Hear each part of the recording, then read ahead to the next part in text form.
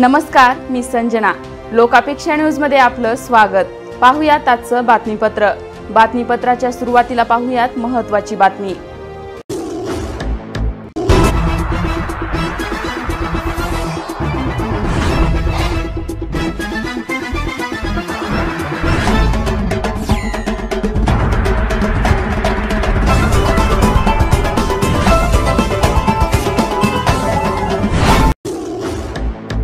प्रत्येक घरातून एका युवकाला नोकरी तर बेरोजगाराला 3000 दरमहा. आम आदमी पक्षाचे गोव्यात सरकार बनताच प्रत्येक घरातून एका युवकाला नोकरी देण्यात येईल. गोव्यातील तरुणांसाठी सरकारी नोकरीत 80% कोटा आरक्षित करण्यात येईल. तसंच युवकांना नोकरी मिळत नाही तोपर्यंत दरमहा 3000 रुपये देण्यात येतील. नोकरी आणि तरुणांव्यतिरिक्त केजरीवाल यांनी पर्यटन आणि खाणीशी संबंधित कुटुंबांना बेरोजगारी भत्ता देण्यासंदर्भात वचन दिले आहे. गोव्यात अनेक कुटुंब पर्यटन निगडीत व्यवसायातून उदरनिर्वाह करतात. कोरोनामुळे त्यांचा रोजगार बंद झाला आहे. अशा कुटुंबांना आपला व्यवसाय पुन्हा सुरू करण्यासाठी आम आदमी पक्ष प्रत्येकी 5000 रुपये दर महिन्याला देईल. हीच मदत मायनिंग पुन्हा सुरू होईपर्यंत मायनिंगचे काम करणाऱ्या कुटुंबाला देऊ. या व्यतिरिक्त दिल्लीच्या धर्तीवर गोव्यात तरुणांसाठी स्किल युनिव्हर्सिटी उभारण्यात येईल, जेणेकरून कौशल्य विकसित होईल आणि रोजगाराच्या संधी उपलब्ध होतील. गोव्यामध्ये केजरीवालांची लोकप्रियता वाढल्याचे सर्वेक्षणात स्पष्ट झाले आहे. नांदेड जिल्ह्याचे सुपुत्र एअर मार्शल विवेक चौधरी होणार नवे युवा सेना प्रमुख. महाराष्ट्रातील नांदेड जिल्ह्याचे सुपुत्र एअर मार्शल विवेक राम चौधरी हे भारतीय युवा दलाचे नवीन प्रमुख एअर चीफ मार्शल असतील. भारतीय युवा दलाचे विद्यमान प्रमुख RKS भादोरिया हे 30 सप्टेंबर रोजी निवृत्त होणार आहेत. त्यांच्या जागी विवेक चौधरी यांची एअर चीफ मार्शल म्हणून नियुक्ती करण्याचा निर्णय सरकारने घेतला आहे. देशाचे नवे एअर चीफ मार्शल विवेक चौधरी हे नांदेड जिल्ह्यातील हदगाव तालुक्याच्या हस्तरा या छोट्याशा गावाचे रहिवासी आहेत. त्यांचे प्राथमिक शिक्षण नांदेड येथे झाले. पुढील शिक्षणासाठी ते पुण्याच्या मिलिटरी स्कूलला गेले होते. विवेक चौधरी यांचे आजोबा हदगाव तालुक्यातील कोळी येथे जिल्हा परिषद शाळेत शिक्षक होते. महागड्या खासगी शिकवण्या लावणे गरीब विद्यार्थ्यांना शक्य नाही. शिक्षणातील ही असमानता दूर करण्यासाठी नीट परीक्षा रद्द करा. तमिळनाडूप्रमाणेच महाराष्ट्रातही वैद्यकीय प्रवेशासाठीची नीट परीक्षा मोडीत काढून पूर्वीप्रमाणेच राज्य मंडळाच्या 12वीच्या परीक्षेतील गुणांवर हे प्रवेश देण्यात यावेत, अशी भूमिका राज्यातील सत्ताधारी काँग्रेसने घेतली आहे. ग्रामीण भागातील आणि सामान्य कुटुंबातील विद्यार्थ्यांवर अन्याय करणारी नीट परीक्षा रद्द करण्याचा निर्णय महाविकास आघाडी सरकारने घ्यावा, अशी विनंती करणारे पत्र प्रदेश अध्यक्ष नाना पटोले यांनी मुख्यमंत्री उद्धव ठाकरे यांना पाठवले आहे. नीटमध्ये CBSE आणि इतर केंद्रीय मंडळाच्या विद्यार्थ्यांची संख्या ही राज्य परीक्षा मंडळाच्या विद्यार्थ्यांपेक्षा वाढत असल्याचे समोर आले आहे. महागड्या खासगी शिकवण्या लावणे गरीब विद्यार्थ्यांना शक्य नाही. परिणामी ग्रामीण आणि सामान्य कुटुंबातील विद्यार्थी डॉक्टर होण्यापासून वंचित राहत आहेत. शिक्षणातील ही असमानता दूर करण्यासाठी नीट परीक्षा रद्द करून पूर्वीप्रमाणे राज्य मंडळाच्या परीक्षेतील गुणांवर आधारित वैद्यकीय प्रवेश सुरू करावेत, अशी मागणी त्यांनी केली आहे. आणि म्हणून आम्ही राज्याच्या मुख्यमंत्र्यांना असं पत्र दिलं की तामिळनाडूमध्ये राज्य सरकारने निर्णय घेतला की नीट बंद करून HSCच्या याच्यावर ज्या पहिल्या परीक्षा व्हायच्या त्याच परीक्षा घेतल्या गेल्या पाहिजेत आणि तामिळनाडूने त्या पद्धतीची सुरुवात केलेली आहे. फाटलेल्या नोटा बँका नाकारू शकत नाहीत. फाटलेली नोट घेण्याची जबाबदारी प्रत्येक बँकेची, रिझर्व्ह बँकेने केले स्पष्ट. अनेकांना फाटलेल्या नोटांचे काय करायचे असा प्रश्न कधी ना कधी नक्कीच पडला आहे. भारतीय रिझर्व्ह बँकेच्या सूचना आहेत, जर एखाद्या दुकानदाराने फाटलेली नोट घेण्यास नकार दिला तर ती नोट पुन्हा बँकेत नेण्याचा आणि ती बदलण्याचा पूर्ण अधिकार आहे. पण फाटलेल्या नोटा स्वीकारण्यास काही बँका नकार देतात. जर तुम्ही बंडल गोळा करत असाल आणि त्यात एक नोट फाटली असेल तर नोट मोजण्याची मशीन ती नाकारते. कॅशियर याचा फायदा घेत तुम्हाला ती नोट परत करतो, पण हा नियम चुकीचा आहे. फाटलेल्या नोटा बँका नाकारू शकत नाही. फाटलेली नोट घेण्याची जबाबदारी प्रत्येक बँकेची आहे. काही फाटलेल्या नोटांना भारतीय रिझर्व्ह बँकेच्या भाषेत सॉइल्ड नोट असे म्हटले जाते. 2 तुकड्यांमध्ये असली तरी ती सॉइल्ड नोटेच्या श्रेणीत ठेवली जाते.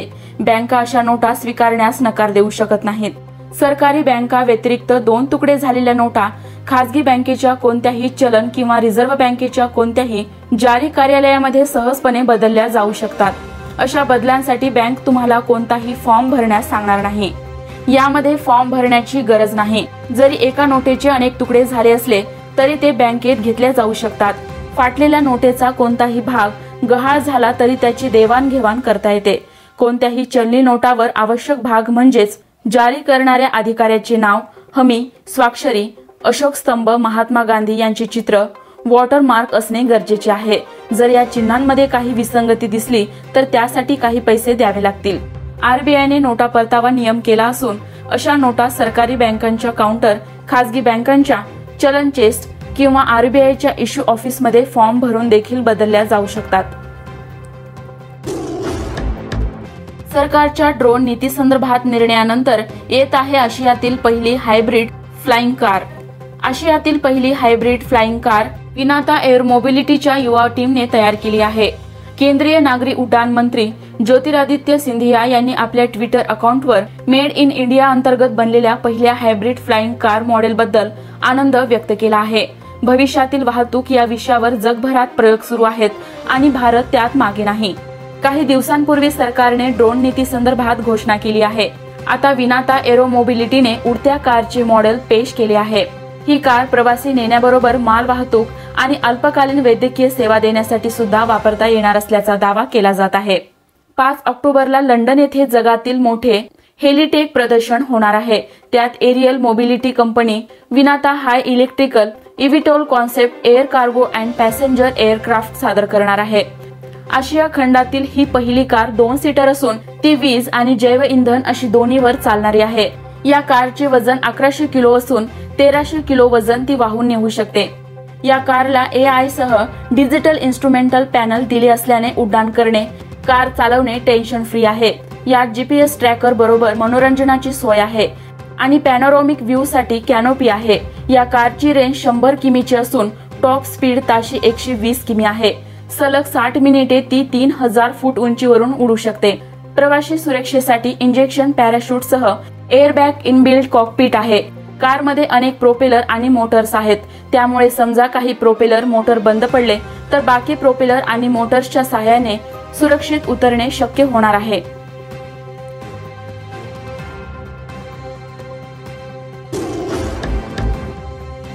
रेशन दुकानात वीज आणि पाण्याची बिले भरण्याची सोय उपलब्ध. स्वस्त धान्य दुकानातून वीज आणि पाणी तसंच अन्य सुविधांची बिले भरण्याची सोय उपलब्ध करून दिली जाणार आहे. याशिवाय दुकानातून पॅन क्रमांक आणि पासपोर्टचे अर्ज दाखल करण्यास परवानगी दिली जाणार असून निवडणूक आयोगाशी संबंधित सेवाही उपलब्ध होणार आहे. केंद्रीय अन्न व पुरवठा मंत्रालयाने यासाठी CSC e governor service India लिमिटेडशी एक सामंजस्य करार केला आहे. या सामंजस्य करारावर सार्वजनिक पुरवठा उपसचिव ज्योत्स्ना गुप्ता आणि CSC चे उपाध्यक्ष सार्थिक सचदेव यांनी स्वाक्षऱ्या केल्या आहेत. या प्रसंगी अन्न व पुरवठा सचिव सुधाशू पांडे आणि CSC चे दिनेश कुमार त्यागी यांची उपस्थिती होती. स्वस्त धान्य दुकानातून केंद्र सरकारकडून राष्ट्रीय अन्न सुरक्षा कायद्यान्वये गरिबांना अत्यल्प दरात अन्नधान्याचा पुरवठा केला जातो. या योजनेत 80 कोटी कुटुंबांना सामावून घेण्यात आले आहे. या सर्वांना नव्या सुविधांचा लाभ घेता येईल. यातून लोकांना सेवा मिळेलच पण त्याचबरोबर दुकानदारांनाही नवीन व्यवसाय मिळेल. महाराष्ट्रातील परंपरा वगैरे तुम्हाला आठवत असेल तर सातव यांच्या पत्नीला तिकीट का दिलं नाही? चंद्रकांत पाटील यांनी उपस्थित केला सवाल. काँग्रेसकडून देण्यात आलेल्या पाटील यांच्या उमेदवारीवर प्रदेशाध्यक्ष पाटील यांनी खळबळजनक विधान केले आहे.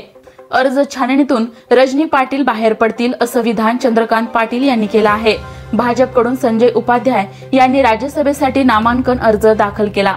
त्यानंतर चंद्रकांत पाटील यांनी माध्यमांशी बोलताना हा दावा केला आहे.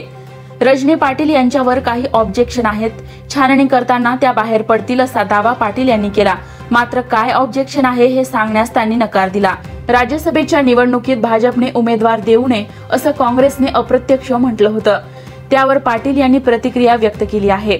महाराष्ट्राची परंपरा वगैरे तुम्हाला आठवत असेल तर सातव यांच्या पत्नीला तिकीट का दिलं नाही? राजीव सातव हे प्रवीण दरेकर, सुधीर मुनगंटीवार, संजय उपाध्याय, देवेंद्र फडणवीसांचे परम मित्र होते. त्यामुळे सातव यांच्या पत्नीला तिकीट मिळेल अशी आमची अपेक्षा होती. पण तुम्ही रजनी पाटलांना तिकीट दिलं असं त्यांनी म्हटलं आहे। या बातमीपत्रात इथेच थांबूयात। ताज्या अपडेट्ससाठी www.lokapiksha.com ला नक्की भेट द्या। YouTube आणि Facebook वरती बातमीपत्रास लाईक, कमेंट आणि शेअर करायला विसरू नका। धन्यवाद।